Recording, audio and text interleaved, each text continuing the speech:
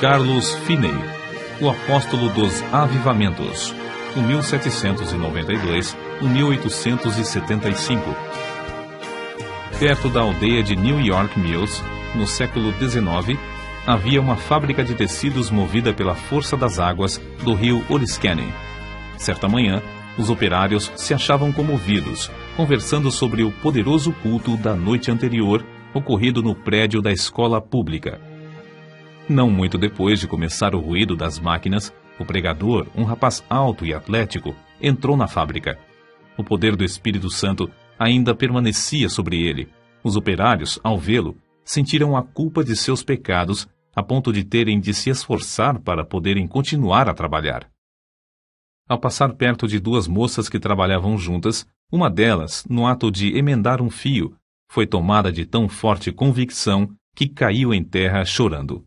Segundos depois, quase todos em volta tinham lágrimas nos olhos, e em poucos minutos, o avivamento encheu todas as dependências da fábrica. O diretor, vendo que os operários não podiam trabalhar, achou que seria melhor que cuidassem da salvação da alma, e mandou que parassem as máquinas. A comporta das águas foi fechada e os operários se ajuntaram em um salão do edifício. O Espírito Santo operou com grande poder e dentro de poucos dias quase todos se converteram. Disse acerca desse pregador, Carlos Finney, que depois de ter ministrado a palavra em Gouverneur, no estado de New York, não houve baile nem representação de teatro na cidade durante 6 anos. Calcula-se que durante os anos de 1857 e 1858, mais de 100 mil pessoas foram ganhas para Cristo pela obra direta e indireta de Finney. A sua autobiografia é o mais maravilhoso relato de manifestação do Espírito Santo, excetuando o livro de Atos dos Apóstolos. Abaixo das Sagradas Escrituras, alguns consideram o livro Teologia Sistemática, de sua autoria, a maior obra sobre teologia que existe. Como explicar o seu êxito tão destacado nos anais dos servos da Igreja de Cristo? Sem dúvida, era, antes de tudo, o resultado da sua profunda conversão. Nasceu de uma família descrente e se criou em um lugar onde os membros da igreja conheciam apenas a formalidade fria dos cultos. Finney era advogado. Ao encontrar nos seus livros de jurisprudência muitas citações da Bíblia, comprou um exemplar com a intenção de conhecer as Escrituras. O resultado foi que, após a leitura, achou mais e mais interesse nos cultos dos crentes. Acerca da sua conversão, ele relata na sua autobiografia o seguinte: ao ler a Bíblia, ao assistir às reuniões de oração e ouvir os sermões de Sr. Gale, percebi que não me achava pronto a entrar nos céus. Fiquei impressionado especialmente com o fato de as orações dos crentes, semana após semana, não serem respondidas. Li na Bíblia: pedi e dar-se-vos-á, buscai e encontrareis, batei e abrir-se-vos-á. Li também que Deus é mais pronto a dar o Espírito Santo aos que lhe o pedirem do que os pais terrestres a darem boas coisas aos filhos. Ouvi os crentes pedirem um derramamento do Espírito Santo se confessarem, depois que não receberam. Exortavam uns aos outros a se despertarem para pedir em oração um derramamento do Espírito de Deus e afirmavam que assim haveria um avivamento com a conversão de pecadores. Mas, ao ler mais a Bíblia, vi que as orações dos crentes não eram respondidas porque não tinham fé, isto é, não esperavam que Deus lhes daria o que pediam. Entretanto, com isso, senti um alívio acerca da veracidade do Evangelho e fiquei convicto de que a Bíblia, apesar de tudo, é a verdadeira Palavra de Deus. Foi num domingo de 1821 que assentei no coração resolver o problema sobre a salvação da minha alma e ter paz com Deus. Apesar das minhas grandes preocupações como advogado, resolvi seguir rigorosamente a determinação de ser salvo.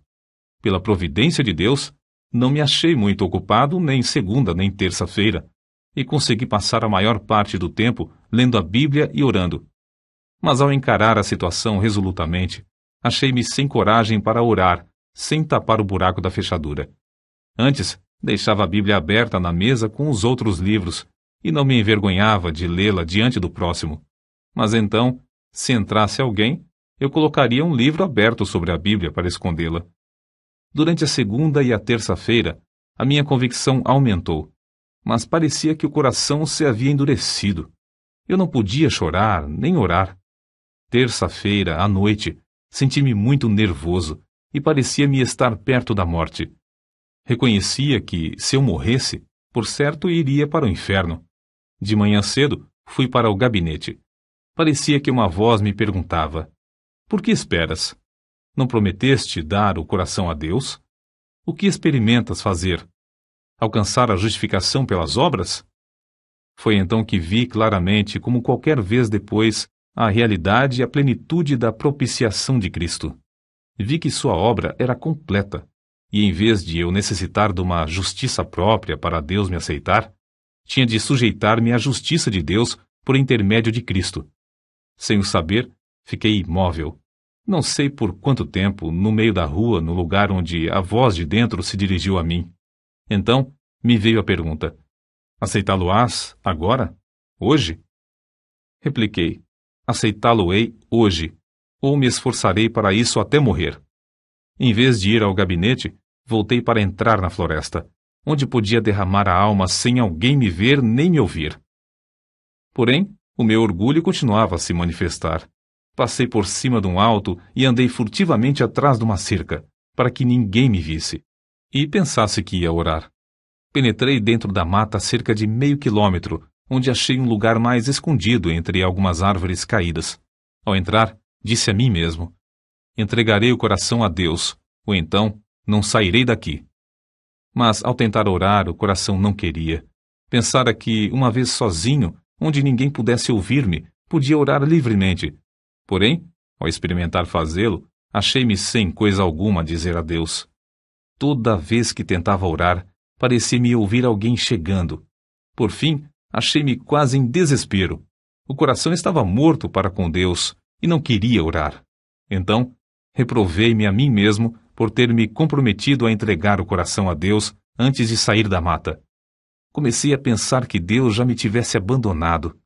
Achei-me tomado de uma fraqueza demasiadamente grande para ficar de joelhos.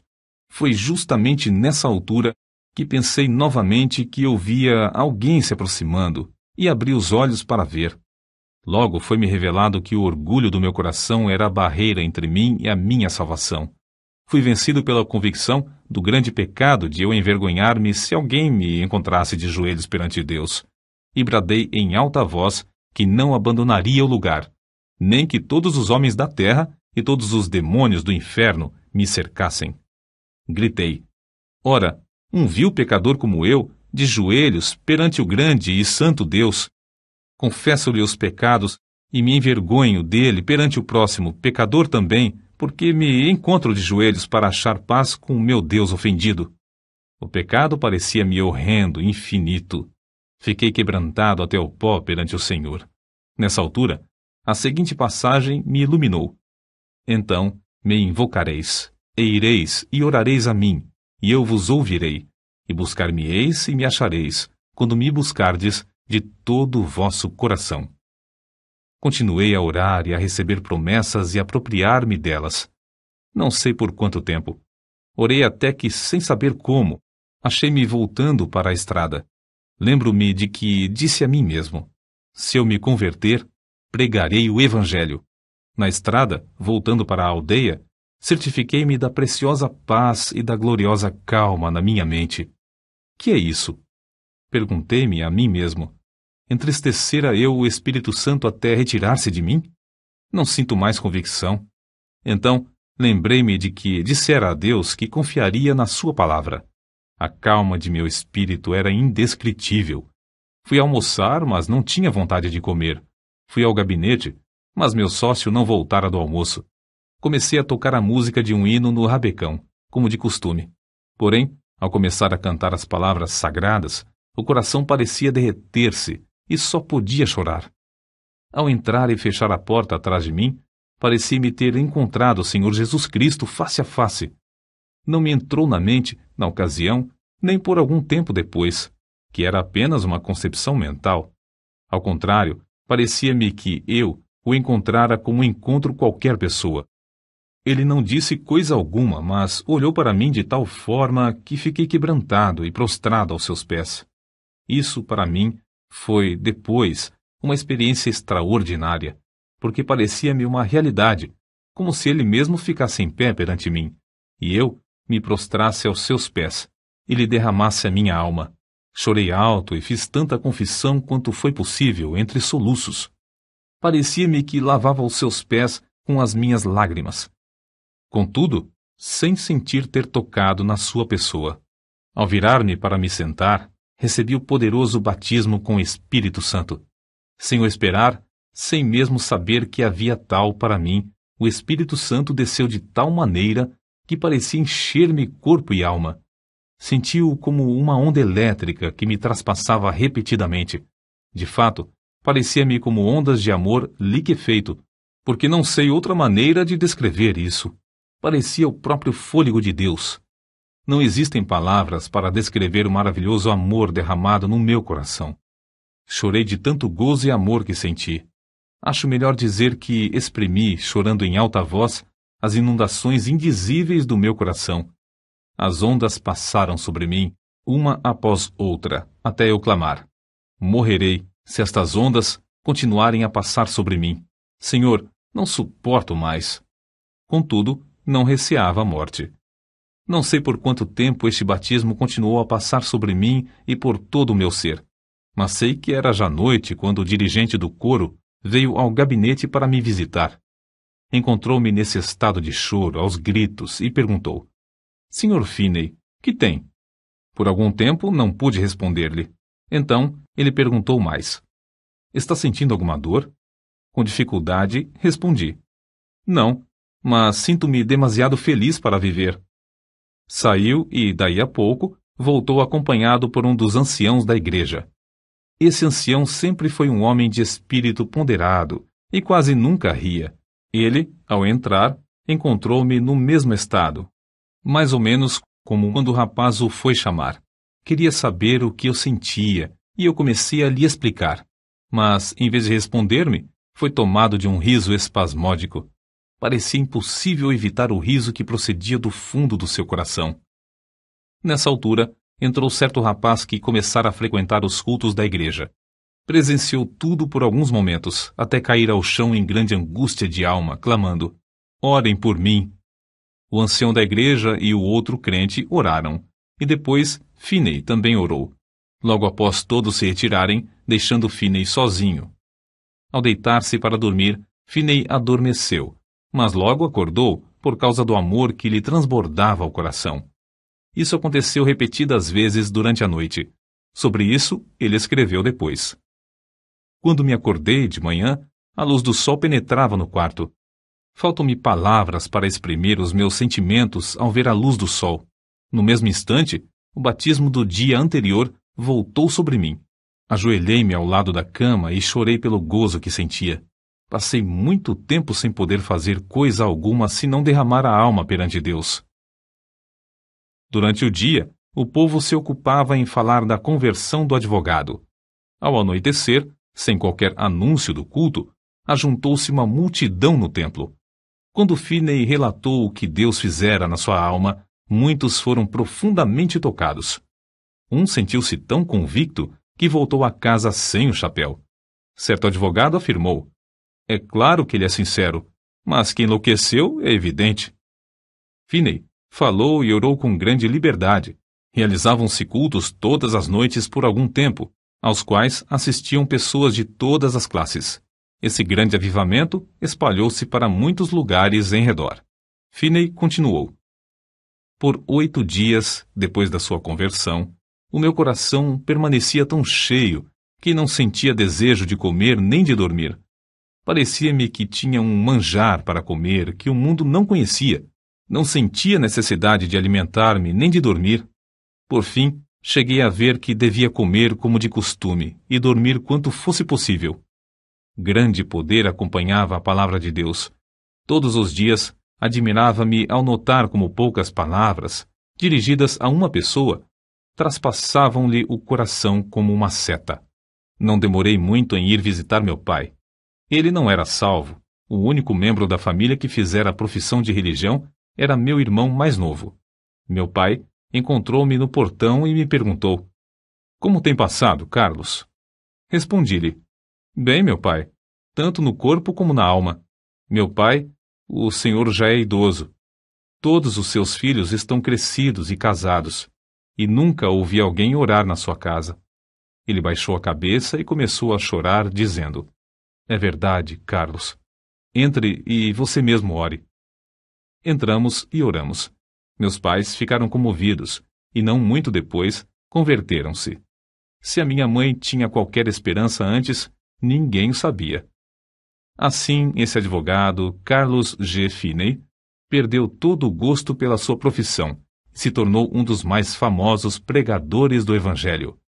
Acerca de seu método de trabalhar, ele escreveu: "Dei grande ênfase à oração como indispensável, se realmente queríamos um avivamento. Esforçava-me por ensinar a propiciação de Jesus Cristo, sua divindade, sua missão divina, sua vida perfeita, sua morte vicária, sua ressurreição, a necessidade de arrependimento e de fé, a justificação pela fé e outras doutrinas que se tornaram vivas pelo poder do Espírito Santo. Os meios empregados eram simplesmente pregação, cultos de oração, muita oração em secreto, intensivo evangelismo pessoal e cultos para a instrução dos interessados. Eu tinha o costume de passar muito tempo orando. Acho que, às vezes, orava realmente sem cessar. Achei também grande proveito em observar frequentemente dias inteiros de jejum em secreto. Em tais dias, para ficar inteiramente sozinho com Deus, eu entrava na mata, ou me fechava dentro do templo. Vê-se no seguinte relato a maneira como Finney e seu companheiro de oração, o irmão Nash, bombardeavam os céus com as suas intercessões. Quase 1 quilômetro distante da residência do Sr. S., morava certo adepto do universalismo. Nos seus preconceitos religiosos, recusava-se a assistir aos cultos. Certa vez, o irmão Nash, que se hospedava comigo na casa do Sr. S., retirou-se para dentro da mata para lutar em oração, sozinho, bem cedo de madrugada, conforme seu costume. A atmosfera era tal nessa ocasião que se ouvia qualquer som de longe. O universalista, ao levantar-se de madrugada, saiu de casa e ouviu a voz de quem orava e, apesar de não compreender muitas das palavras, reconheceu quem orava. E isso traspassou-lhe o coração como uma flecha. Sentiu a realidade da religião como nunca. A flecha permanecia, e ele achou alívio somente crendo em Cristo. Acerca do espírito de oração, Finney afirmou que era coisa comum nesses avivamentos os recém-convertidos se acharem tomados pelo desejo de orar noites inteiras até lhes faltarem as forças físicas. O Espírito Santo constrangia grandemente o coração dos crentes, que sentiam constantemente a responsabilidade pela salvação das almas imortais. A solenidade da mente se manifestava no cuidado com que falavam e se comportavam. Era muito comum encontrar crentes juntos, caídos de joelhos em oração, em vez de ocupados em palestras. Em certo tempo, quando as nuvens de perseguição enegreciam cada vez mais, Finney, como era seu costume, sob tais circunstâncias, sentia-se dirigido a dissipá-las orando. Em vez de falar pública ou particularmente acerca das acusações, ele orava. Acerca da sua experiência, escreveu: "Eu olhava para Deus com grande anelo, dia após dia, rogando que Ele me mostrasse o plano a seguir e a graça para suportar a borrasca. O Senhor mostrou-me, em uma visão, o que eu tinha de enfrentar. Ele chegou-se tão perto de mim, enquanto eu orava, que a minha carne literalmente estremecia sobre os ossos. Eu tremia da cabeça aos pés, sob o pleno conhecimento da presença de Deus." Acrescentamos mais um exemplo, tirado da sua autobiografia, que mostra a maneira com que o Espírito Santo operava em sua pregação. Ao chegar na hora anunciada para iniciar o culto, achei o prédio da escola repleto, por isso tive de ficar em pé perto da entrada. Cantamos um hino, isto é, o povo pretendia cantar. Entretanto, Eles não tinham o costume de cantar os hinos de Deus, e cada um desentoava à sua própria maneira. Não podia conter-me. Lancei-me de joelhos e comecei a orar. O Senhor abriu as janelas dos céus, derramou o espírito de oração e entreguei-me de toda a alma a orar. Não escolheram um texto, mas logo ao levantar-me dos joelhos, eu disse: Levantai-vos, saí deste lugar, porque o Senhor há de destruir a cidade. Acrescentei que havia 2 homens, um se chamava Abraão e outro Ló. Contei-lhes como Ló se mudara para Sodoma. O lugar era excessivamente corrupto. Deus resolveu destruir a cidade e Abraão orou por Sodoma. Mas os anjos acharam somente um justo lá. Era Ló. Os anjos disseram: Tens alguém mais aqui? Teu genro e teus filhos e tuas filhas e todos quantos tens nessa cidade, tira-os fora deste lugar, porque nós vamos destruir este lugar, porque o seu clamor tem engrossado diante da face do Senhor, e o Senhor nos enviou a destruí-lo. Ao relatar estas coisas, os ouvintes se mostraram irados a ponto de me açoitarem. Nessa altura, deixei de pregar e lhes expliquei que compreendera que nunca se realizara culto ali e que eu tinha o direito de, assim, considerá-los corruptos. Salientei isso com mais e mais ênfase e com o coração cheio de amor, até não poder mais conter-me. Depois de eu assim falar, cerca de 15 minutos, parecia ter vindo sobre os ouvintes uma tremenda solenidade, os quais começaram a cair ao chão, clamando e pedindo misericórdia. Se eu tivesse tido uma espada em cada mão, não os poderia derrubar tão depressa como caíram. De fato, 2 minutos depois de os ouvintes sentirem o choque do espírito vir sobre eles, quase todos estavam ou caídos de joelhos ou prostrados ao chão. Todos os que podiam falar de qualquer maneira oravam por si mesmos. Tive de deixar de pregar porque os ouvintes não prestavam mais atenção. Vi o ancião que me convidara para pregar sentado no meio do salão, olhando em redor, estupefato. Gritei bem alto para ele ouvir, apesar da balbúrdia, pedindo-lhe que orasse. Caiu de joelhos e começou a orar em voz retumbante, mas o povo não prestou atenção. Gritei: Vós não estáis ainda no inferno. Quero dirigir-vos a Cristo. O coração transbordava de gozo ao presenciar tal cena. Quando pude dominar os meus sentimentos, virei-me para um rapaz que estava perto de mim. Consegui atrair a sua atenção e preguei a Cristo, em voz bem alta, ao seu ouvido. Logo, ao olhar para a cruz de Cristo, ele acalmou-se por um pouco, e então rompeu em oração pelos outros. Depois, fiz o mesmo com um outro, depois com mais outro, e continuei assim, tratando com eles até a hora do culto da noite, na aldeia. Deixei o ancião que me convidara a pregar para continuar a obra com os que oravam. Ao voltar, havia tantos clamando a Deus que não pudemos encerrar a reunião, que continuou o resto da noite. Ao amanhecer o dia, alguns ainda permaneciam com a alma ferida. Não se podiam levantar e, para dar lugar às aulas, foi necessário levá-los a uma residência não muito distante. De tarde mandaram chamar-me porque ainda não findara o culto. Só nesta ocasião cheguei a saber a razão de o auditório agastar-se da mensagem. Aquele lugar cognominava-se Sodoma, e havia somente um homem piedoso lá, a quem o povo tratava de Ló. Era o ancião que me convidara a pregar. Depois de já velho, Finney escreveu acerca do que o Senhor fez em Sodoma.